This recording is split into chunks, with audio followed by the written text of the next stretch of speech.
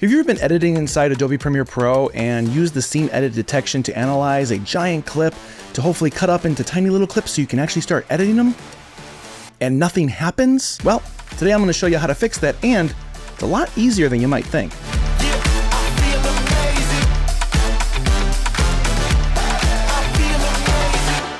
What's up, everybody? This is Jason from Eo7 Media, and today we're going to be talking about a little thing that happens inside Premiere Pro when you try to use scene edit detection. And if you don't know how to do this, check out this video right here where I give you a walkthrough tutorial about how to use it.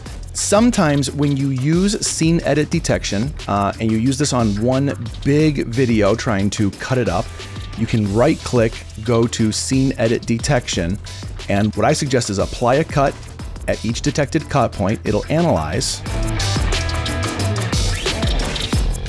So it gets finished analyzing, and lo and behold, nothing happened. Nothing got cut up here, and that's kind of frustrating. So let's fix this. You have your video on your timeline. You're gonna nest that. Call the nest whatever you want, and once that's nested, go ahead and run it again. Do a little editing magic here, and done. Lo and behold, your scene has been edit detected and cut up and ready to use. And now you can start editing.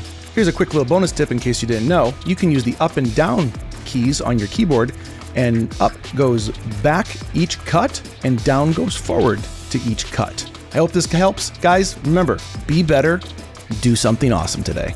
We